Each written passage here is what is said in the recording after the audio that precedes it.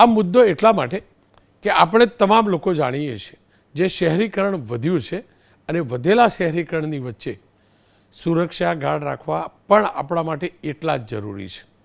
Commercial society હોય, residential society હોય, commercial building હોય, સરકારી બિલ્ડિંગ હોય કે ખાનગી બિલ્ડિંગ, તમામ ઠેકાણે સુરક્ષા ગાર્ડ આપણને જોવા મળે છે. આપણે રાખીએ પણ છે, રાખવા પણ જોઈએ. પણ શું આપણે ક્યારેય ચેક કર્યું કે જે સુરક્ષા ગાર્ડ છે એની બેક હિસ્ટ્રી છે શું, કઈ એજન્સી છે એ સુરક્ષા ગાર્ડ 8 કે 12 કલાક જે પણ હોય ખરેખર એટલા જ કરે છે કે એનાથી વધુ કરે છે?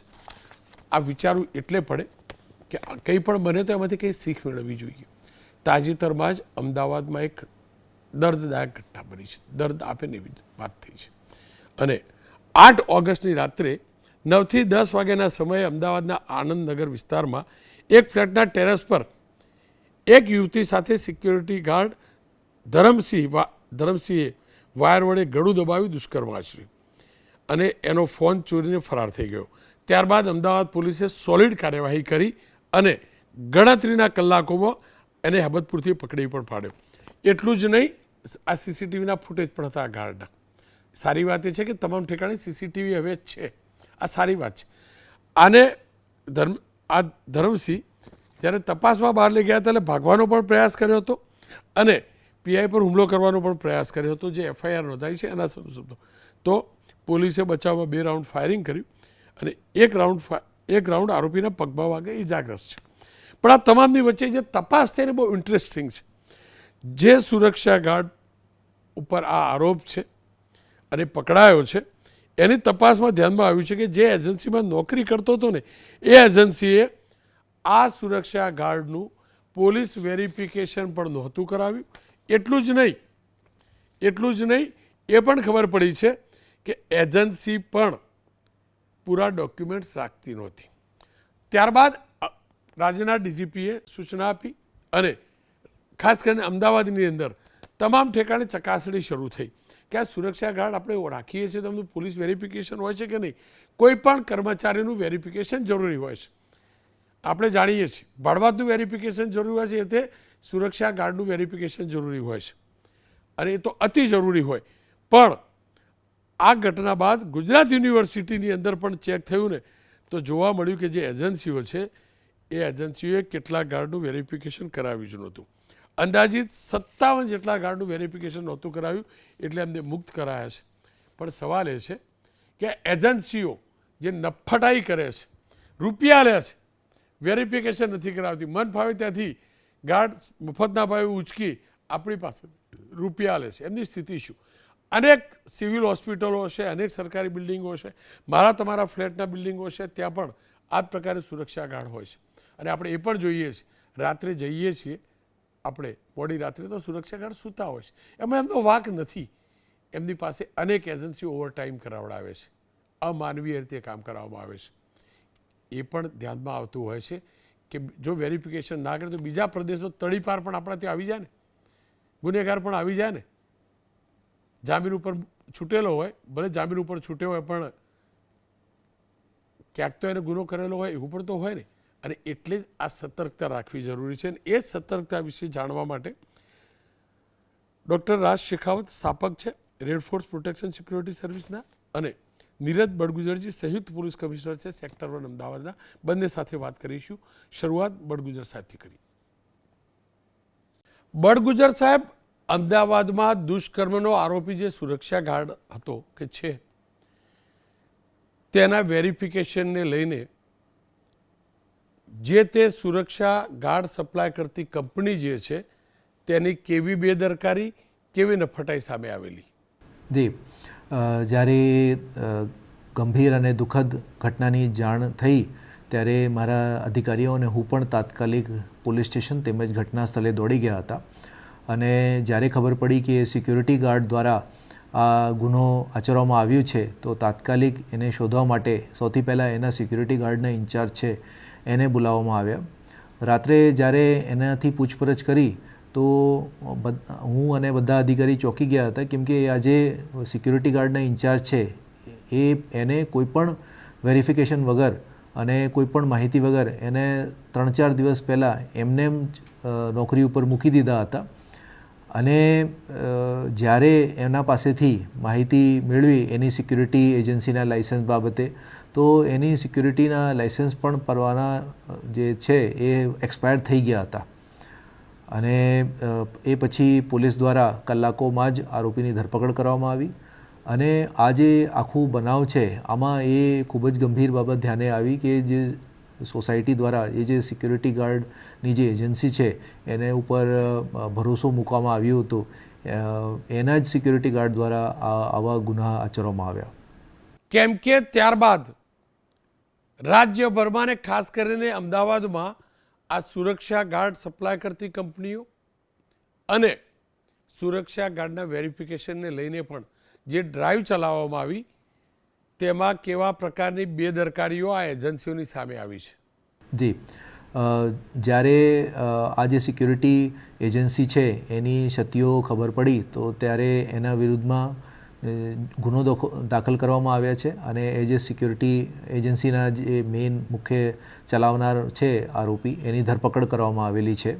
એની સાથે સાથે જે માનનીય ડીજીપી શ્રી દ્વારા પણ એક ડ્રાઈવ આપવામાં આવેલી છે. એમાં આખા જે અમદાવાદ શહેર છે એમાં આપણને જે સિક્યુરિટી એજન્સીના પરવાના ચેક કરવાના છે, એની સાથે સાથે એને જે સિક્યુરિટી એજન્સીને તાલીમ આપી છે કે કેમ, એની યુનિફોર્મ છે એ બરાબર છે કે કેમ, એની પગાર બાબતે વિગતો, એ બધી વસ્તુ અત્યારે સ્થાનિક પોલીસ દ્વારા ચકાસવામાં આવી રહી છે. અને એમાં કોઈ ખામીઓ હશે તો એ સિક્યુરિટી એજન્સી છે એના વિરુદ્ધમાં પણ ગુનો દાખલ કરવામાં આવશે.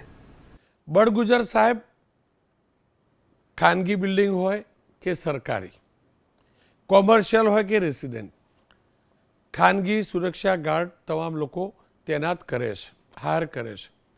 આ સંજોગોમાં સુરક્ષા એજન્સીને એક કામ સોંપતા અને જે પણ ગાર્ડ એ લોકો મોકલે છે તેને લઈને જે તે ફેક્ટરી માલિકો, સરકારના વિભાગો અને રેસિડેન્શિયલ કે કોઓપરેટિવ સોસાયટીઓ હોય કે કોમર્શિયલ બિલ્ડિંગો હોય તેમના માલિકો, મેનેજરો, સંચાલકો, ચેરમેનો શું ધ્યાનમાં રાખવું જોઈએ?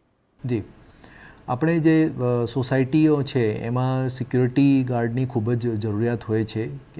અને આપણે સોસાયટી તરફથી કેટલીક વખતે એવું હોય છે કે કોઈ સિક્યુરિટી એજન્સી છે એમને વગર કોઈ વધુ વેરિફિકેશન કરે અને આખું ટ્રસ્ટ એના ઉપર મૂકીને એને હાયર કરી લેવામાં આવે છે. અને ઓછે પગારમાં જે ગાર્ડ મેળવવામાં આવે છે, કેટલીક વખતે આ જે સિક્યુરિટી ગાર્ડો છે એને વગેર તાલીમે, વગેર યુનિફોર્મે અને વગેર કોઈ પણ માહિતી સાથે, બેકગ્રાઉન્ડ વેરિફિકેશન સાથે એ આવી જાય છે. તો તમામ સોસાયટીના જે ચેરમેન અને સેક્રેટરી શ્રીથી આ વિનંતી છે કે આપના જે સિક્યુરિટી એજન્સી આપ જે મૂકો એને પાસેથી વિગતો મેળવો કે અને એને જે સિક્યુરિટી એજન્સી છે એને લાઇસન્સ જ્યારે મળે છે એને બધી વિગતો ચકાસવામાં આવે છે. અને એની એક પર્ટિક્યુલર યુનિફોર્મ હોય છે અને એના બેજ ઉપર એની સિક્યુરિટી ના નામ લખેલો હોય છે, સિક્યુરિટી ગાર્ડની નેમ પ્લેટ હોય છે, એની સાથે સાથે એને તાલીમ મેળવેલી હોય છે અને એના વેરિફિકેશન થયા હોય છે. તો આપના જે સિક્યુરિટી ગાર્ડ છે એની વિગતો એના પાસેથી મેળવો કે આ જે સિક્યુરિટી ગાર્ડ છે એ વેરીફાઈડ છે કે કેમ. અને કોઈ પણ એવા માણસ જે છે, કોઈ ગુનાહિત કૃત્યવાળા માણસ આવી જાય તો એ કોઈ મોટી ઘટનાને અંજામ આપી શકે છે. તો આપણે સિક્યુરિટી ગાર્ડ બાબતે પણ તકેદારી રાખવાની ખૂબ જ જરૂરિયાત છે. આ તો થઈ પોલીસની વાત. એ હકીકત છે સુરક્ષા ગાર્ડ આપણા ત્યાં જે આપણે રાખીએ છીએ ને જેના ભરોસે આપણે બધું છોડીએ છીએ, તેમની એજન્સીઓ જે છે એ એજન્સીઓ બેદરકાર છે. એમને માત્ર વ્યવસાયમાં રસ છે. હું તમામની વાત નથી કરતો, કેટલીક એજન્સીઓની વાત કરું છું. રાહતભાઈ શેખાવત એ વ્યક્તિ છે જેમની એક પ્રતિષ્ઠિત સુરક્ષા એજન્સી પણ છે. શેખાવતજી, અમદાવાદમાં જે દુષ્કર્મનો કિસ્સો બન્યો એ કિસ્સાની અંદર એ એજન્સી જે સુરક્ષા ગાર્ડ સપ્લાય કરે છે એની જબરજસ્ત બેદરકારી હતી. એના લાયસન્સને લઈને પણ બેદરકારી ધ્યાનમાં આવી છે. સાથે જ એ સુરક્ષા ગાર્ડ જે છે તેનું કોઈ પણ પ્રકારનું પોલીસ વેરિફિકેશન નહોતું થયું. શું કારણ સુરક્ષા ગાર્ડ સપ્લાય કરતી એજન્સીઓ આ પ્રકારે બેદરકાર રહે છે? બહુ મોટી ભૂલ છે સુરક્ષા એજન્સીની સુરક્ષા એજન્સીઓ જે છે એ છે ને પોલીસનો ભાગ હોય છે, અને પોલીસ હોય કે આર્મી હોય કે એરફોર્સ હોય કે નેવી મેલ હોય કે પેરામિલિટરી ફોર્સ હોય, તમામમાં વેરિફિકેશન તો હોય જ છે. એટલે સિક્યુરિટી એજન્સી જે છે એમને વેરિફિકેશન તો ફરજિયાત કરાવવું જ પડે છે. હવે આ એજન્સીઓ જે આ વેરિફિકેશન નથી કરાવતી એના ઉપર કાયદેસર કાર્યવાહી તો થવી જ જોઈએ, કારણ કે સુરક્ષાની વાત છે. આજે સિક્યુરિટી ગાર્ડ એટલે પોલીસ પ્રશાસનની જે વ્યવસ્થા છે એ વ્યવસ્થા સંભાળવાનું કામ કરે છે. એટલે એમની જિમ્મેવારી છે કે એનું વેરિફિકેશન થાય, કારણ કે એ સુરક્ષાનું કામ કરે છે. બીજી વાત કરું તો સિક્યુરિટી એજન્સી જો છે એ એજન્સી પણ પોતાનું લાયસન્સ રિન્યુ અવશ્ય કરાવવું જ જોઈએ.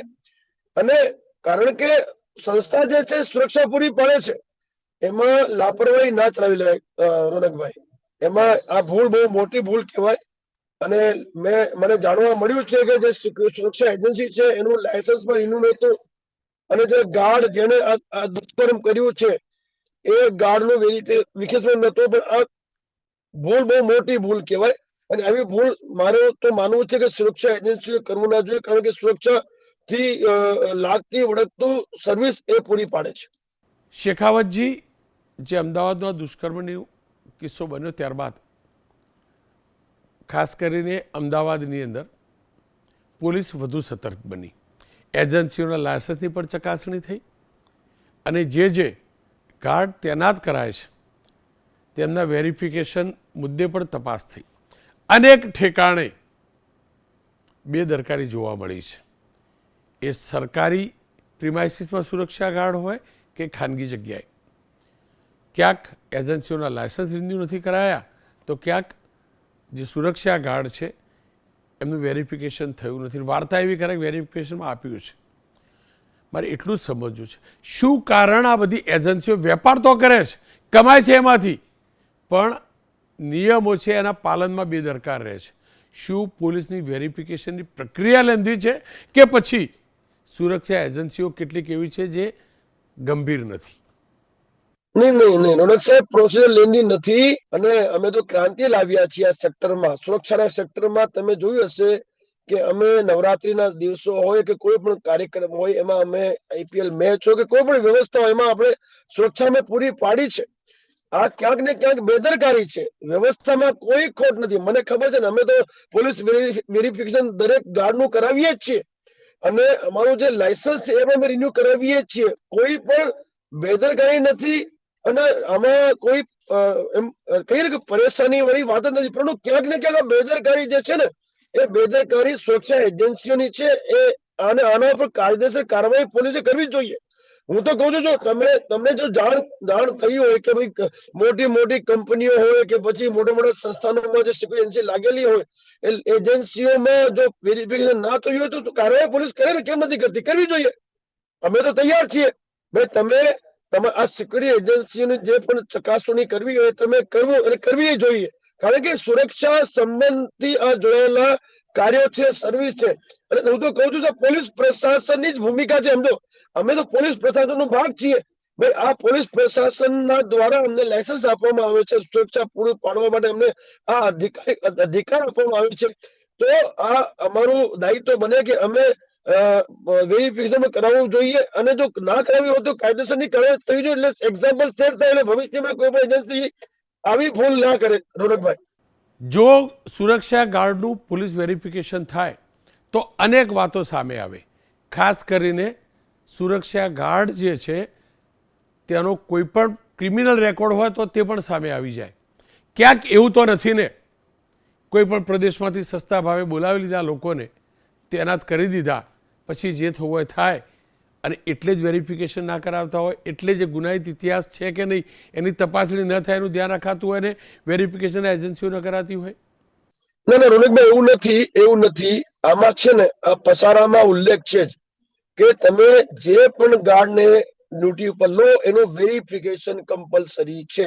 હું તમને કહું સાહેબ, જો પોલીસ પ્રશાસનમાં જયારે કોઈ ભરતી થતો હોય, આર્મીમાં જતો હોય, એરફોર્સમાં જાય, નેવીમાં જાય, પેરામિલિટરી ફોર્સમાં જાય, એટલે એનું વેરિફિકેશન તો કમ્પલસરી હોય જ છે.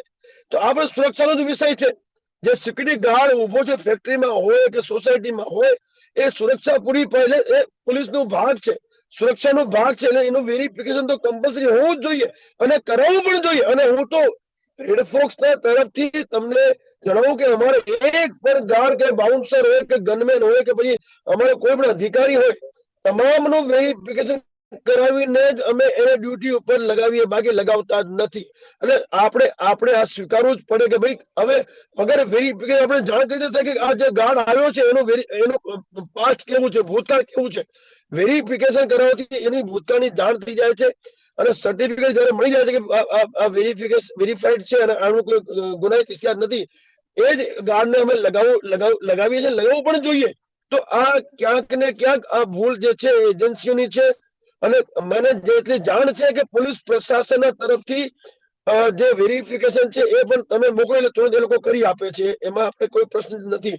અને પસારામાં થોડુંક સમય લાગે છે, પસારાની જે છે પ્રોસેસ લેન્ધી છે, પસારા લાયસન્સ લેવાની, પરંતુ એમાં પણ જે સમય સીમા છે એમાં આ લોકો લાયસન્સ આપી જ દે છે.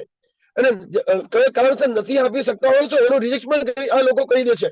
એટલે પોલીસ પ્રશાસન પણ આપણે આમાં પ્રશ્ન ચીકીને ના ઉઠાવવું જોઈએ.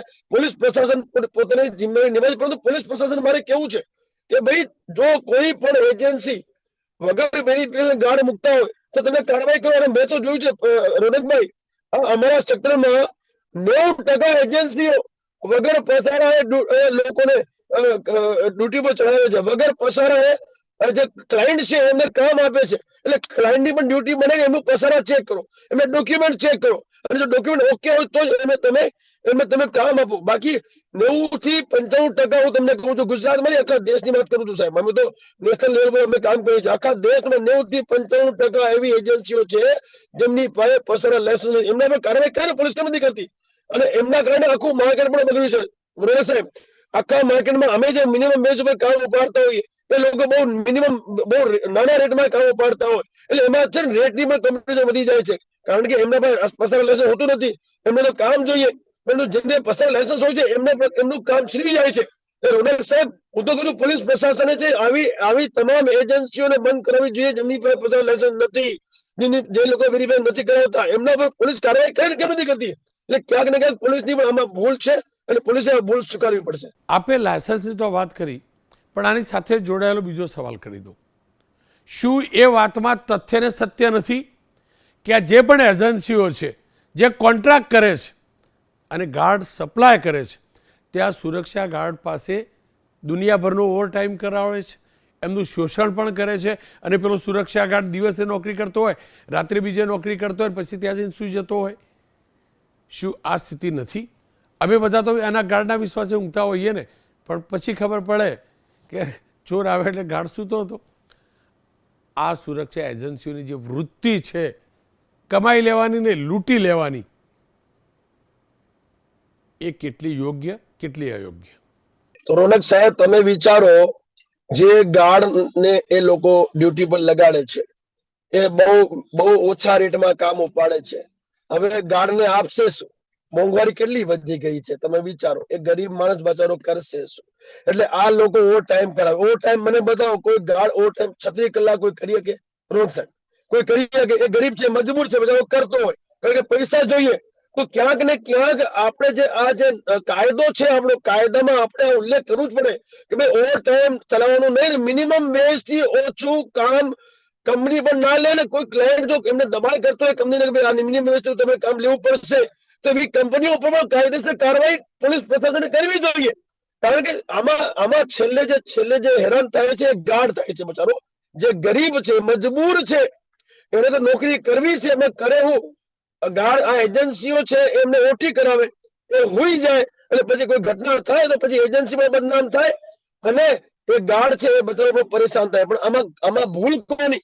ભૂલ સૌથી મોટી છે ક્યાંક ને ક્યાંક ઓલા કંપનીના માલિકની, જે ઓછા ભાવમાં કામ ઉપાડે છે ને ઓછા ભાવમાં ગાર્ડ લગાડે છે, મિનિમમ વેજ ફોલો કરતા નથી. ક્યાંક ને ક્યાંક આમાં પોલીસ પ્રશાસનની પણ અમુક બેદરકારી આપણે નિશ્ચિત કરવી પડે કે ભાઈ આવી એજન્સીઓ ધમધોકાર ચાલે છે આ ગુજરાતમાં, તો એજન્સીઓ ઉપર કાર્યવાહી કેમ નથી કરતા? એજન્સીઓ બંધ કેમ નથી કરાવતા? કરાવવાનું બંધ કે એજન્સીઓને. બહુ બધી એજન્સીઓ ચાલે છે અને તમે કીધું સત્તા છે. એટલે આમાં મારું કેવું આટલું જ છે રોનકભાઈ, મારે એટલી કહેવાનો મતલબ છે કે આપણે સુરક્ષાથી જોડાયેલા વ્યક્તિઓ છીએ, તો આપણે આ ખાસ ધ્યાન રાખવું પડે કે સુરક્ષામાં ચૂક ના હોવી જોઈએ.